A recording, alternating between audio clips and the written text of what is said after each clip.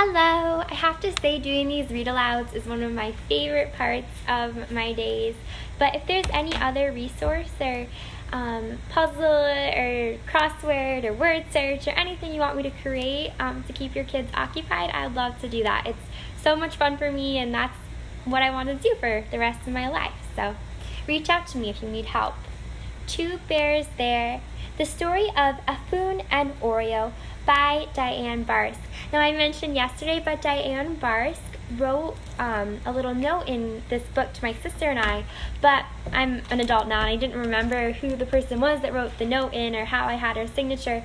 So I called my parents and I was like, who's Dianne Barske? And it turns out that she was my dad's neighbor growing up, and his family is as well. So I reached out to my grandparents who are around their age, and so now we're all in contact. It's really cool to have this community of connections that I made. So just a small story, but Dianne Barske is the author of this book and an old family friend. So I've been able to reach out to her through this. It's been really cool. Two Bears There, the story of Aphun and Oreo. Introduction. I love her introduction, so I'm going to read them aloud. Aphun and Oreo came to the Alaska Zoo as orphan cubs in the spring of 1998.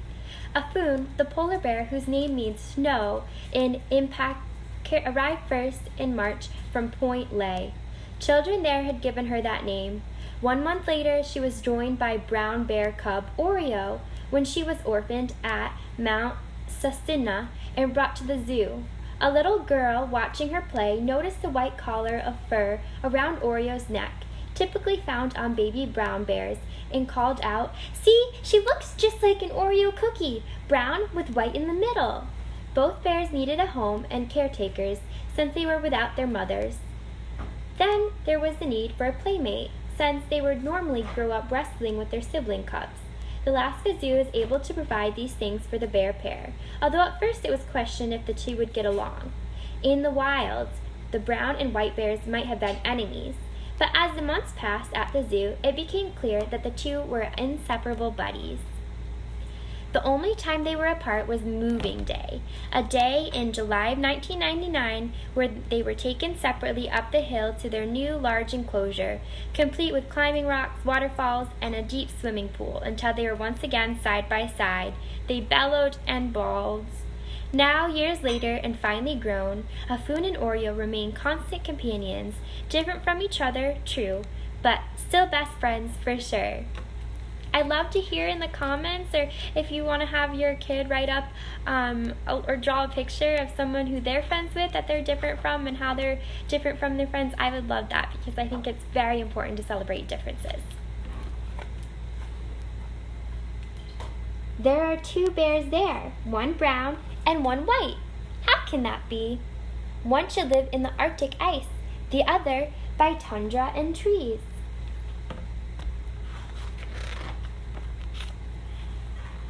But there are two bears there, one polar and one brown. How can that be? One eats rivers, fish, and plants. The other hunts seals from the sea.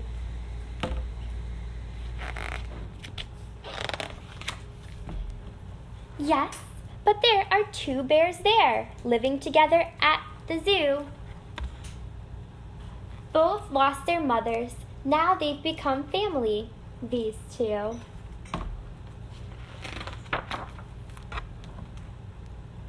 But this cannot last, some people say. This cannot be. A brown and a polar? Why, in the wild, they'd be fierce enemies. But as orphan cubs, they came to the Alaska Zoo. They only knew each other as playmates. These buddies, these two. Without their mothers, they look to each other, and the kind of people at the zoo take care of these two.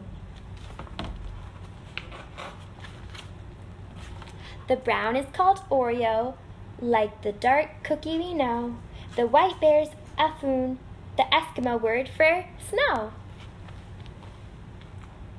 These two springtime cubs, how they love to play. Swat, trounce, go wrestle, their play fills each day.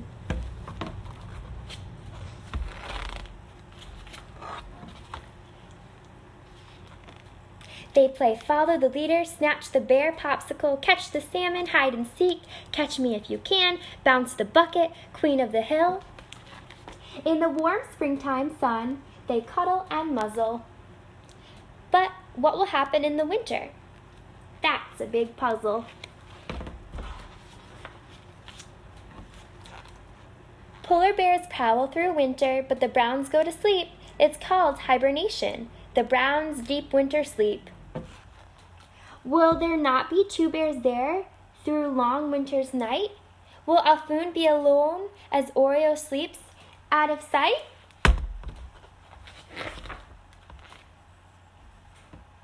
But wait, it's now turned to winter.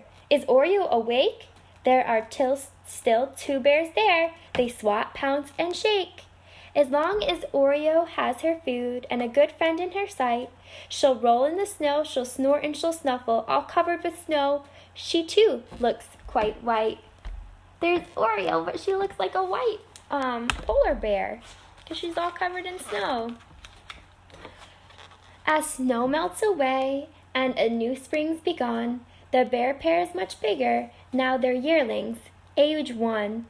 They still tug and tussle, they still charge and chase, but their play is much more cramped. They'll need much more space. So, what we have here? Bears gone with no trace? No, there are two bears over there, moved to a much bigger space. You can see they're moving the bear.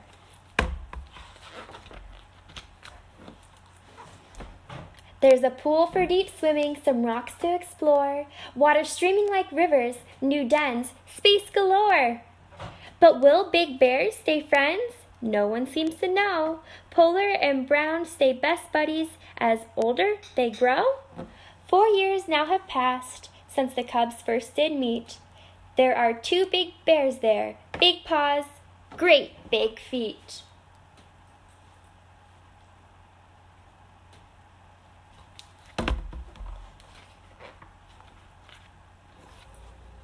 Their swats are now bigger, their wrestling's more strong. But what did you know? They still get along. Yes, there are still two bears there. Even when they grumble, they lope and they lumber, play, tag, swim, and tumble. Hooray for these buddies, these two different bears. They show us best friends can come in odd pairs. Yes, there are two bears there, a happy bear sight. Oreo's chocolate brown, Aphun's snowy white. The end. So I have a couple suggestions for you. My first question and suggestion is for you to look up where Alaska is. Alaska is a state in the United States, but where is it? I would love for you to look up on a map where Anchorage, Alaska is and where the Alaska Zoo is. So that's one thing you could do. Another thing I would love for you to do and share with me is a picture or a writing sample about how your best friend and you are two different people, because we love to celebrate differences. And lastly, Dianne Barske, let me find the page, shows a picture and there are two different bear paw prints. So we know that the author writes about a polar bear and she writes about a brown bear. So my question for you, and you can write in the comments or have your parents write in the comments, what paw print belongs to the polar bear and what paw print belongs to the brown bear? I don't know. So thank you so much for tuning in, and I'd love to hear some responses and answers. Have a great night.